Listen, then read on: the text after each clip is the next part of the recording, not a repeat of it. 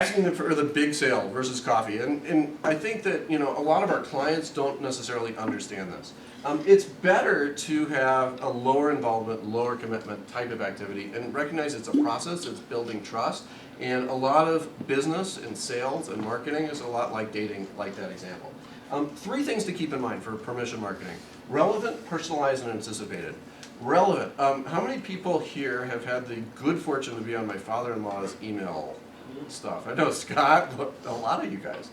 Yeah, so it's one of those things where, hopefully he's not watching this, but after a while, if you're sending out things like emails or communications or tweets or Facebook updates and all the rest, and it's not really relevant to people's lives, after a while you're going to tune it out, unless something distracts you in the subject line or the post or whatever. So if attention is a great asset, you need to keep current and stay relevant with people. Otherwise, they're just going to not pay attention anymore and just say, yeah, whatever. And then you're back to distraction marketing. Personalized. When we call people by their first name, if it's done right, it's really effective. Everybody likes to feel like they're known. When you walk into a place and they say, hey, Alan, welcome back. It's great to see you, at a yoga place. That makes Alan feel like, oh, he's not this nameless face out there. It can be a little creepy if you do it wrong on the internet. If somebody hasn't given their information, it's like, hey Alan, what are you doing here? You were here last night at 10:42 p.m. Yeah. Welcome back. So it can be done effectively, but it can also be done in a creepy way. So we need to balance that. Finally, anticipated. So if your communication isn't anticipated, if I don't know somebody who's calling in on the phone, I'll probably talk to them, but Bree is really good at kind of feeling who is a good fit and who's just trying to sell us something. So we're much more likely, just as people in general, to interact with people when we know that there's a reason for that. You know them, you've had a prior relationship, and all the rest. Okay, so on average, how many interactions does it take for someone to go from browse to buy? Okay, big quiz. 1, any hands for 1, 3, 5. Okay, a few for 5, 6. All right, some 6, 12. Matt goes with 12, 20. Tim's on 20. All right, Tim's a hard sell. So on average, it takes between 6 to 12 interactions before someone goes from a casual browser to buying something on your site. And sometimes people buy in 1 click. Sometimes people, like Tim, take 20 clicks. But on average, that's how long it takes. And what the most important thing is people need to feel comfortable with your organization, with your brand, with how you're doing things to make things happen. So here is one of the things that we try to do. If we know it takes 6 to 12 interactions for somebody to be a buyer, one of the things that we can do is let's create some of those trusted interactions. So it might be customer acquisition with a lead capture like Google AdWords. They fill out a contact form. Now they're into our marketing database. We send out information and white papers and attend an online seminar. They might email back and forth and go into questions and answers and have a live sales interaction. So another way to look at this is you do a Google search, you read an article, you fill out a contact form, you receive a thanks email, thank you for doing that. There's a conversation that goes back, and then by the time you get to this live sales interaction, you've already felt like, oh, this company really knows their stuff. I've already filled out a form, I got an email, I got a success page, and it's all the tiny little details that make a lot of sense. Any questions or thoughts or good so far? Okay, I'm going to go through a couple more theoretical things and then we'll jump into more of the meat and potatoes things. One of the things, and I think everybody here gets this, but it's important to, I think, articulate, is that there's an asynchronous nature to information. A lot of the email campaigns that we create, a lot of the web pages that we spend hours and days building, it takes a lot of time to create that. And so it takes a lot of time to type it out, to get the right images, to get the CSS formatted properly, and all the other stuff. And then it's meant to be deconstructed in a matter of seconds by somebody.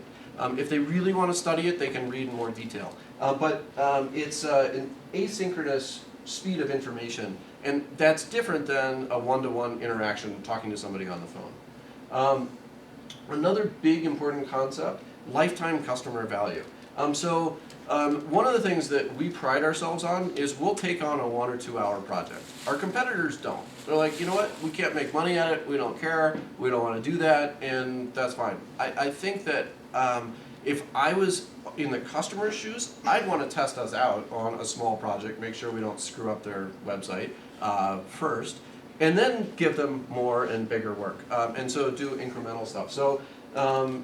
Lori's been in the car sales world before. There's a difference between trying to sell 5 cars per customer for the next 25 years, or we need to sell 5 cars this week or this day, and we're going to rip off everybody as much as we can, or extract the maximum value of money from them, they might say, right? So what we're trying to do for our clients and for us in general is to build lifetime customer value, to have lots of people that we can have do repeat work and more work for. And we have clients that we've had since 2002 when we first started. 80-20 rule. This is really important as well. 80% of your customers make up about 20% of your revenue. 20% of your customers, like Main Freight, make up about 80% of your revenue. So it's really important to spend lots of time on the phone with those guys.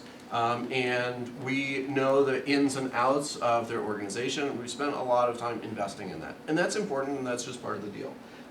But for the 80% of other customers that we did a project for 3 years ago and haven't heard from since, it's just not cost effective to call them every single day. So we use email, and we try and stay in touch with them on a weekly basis. Sometimes it's not every week.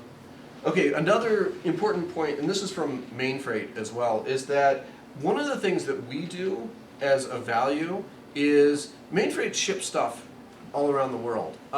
One of the things is that what we're creating for them is an information envelope that surrounds the actual physical products. And where something is in the supply chain, it might be a 32-cent screw that might shut down a multi-million-dollar assembly line. So where that is and how soon it's going to be there is often more important than the actual product or service.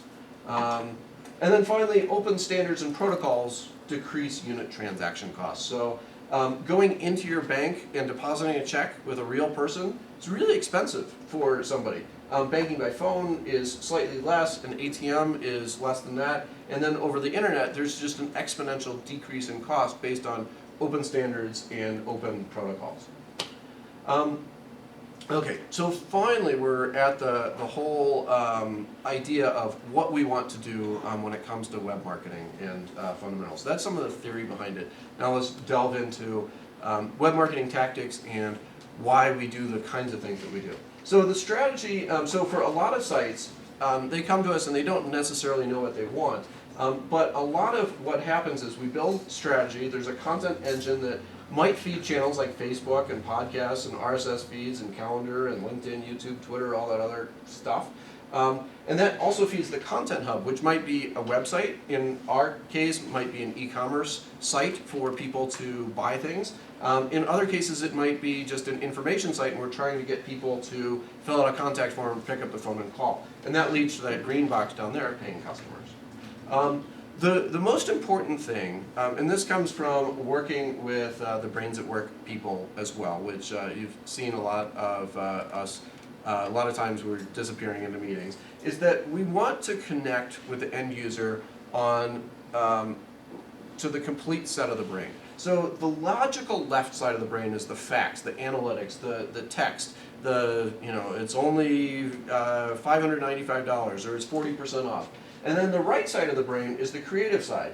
And that's colors and shapes and textures, and it serves to emotionally sway people and create that emotional connection and have an image, for example, that says, that's me, or I want to be in that image. I want to be part of that system. Okay, any questions so far? And I'm going to jump into the top 10 mistakes to avoid when building a website. Questions? No questions? Excellent. Okay, so number one is no way to contact a company. And the company might be trying to hide with no phone number, no address, no contact form. If you try and find a real person at Magento, for example, really difficult to do. And that's one of the big concerns out there. I now have some inside email addresses and phone numbers because we went to this conference. I like this. If you can't read it, it says, apathy. If we don't take care of the customer, maybe they'll stop bugging us. This is from despair.com, which is one of my favorite demotivational sites. And again, customers are in control and we're not. And one of the things to keep in mind is that we're good at what we do. We really are. But are we exponentially better than a lot of people? In some cases, yes. In some cases, no. But we focus on some really little, tiny things, and those make a big difference. Like if somebody calls in, even during this, Lori's been back there quietly answering the phone and directing things around and saying, we're really sorry, he's tied up right now.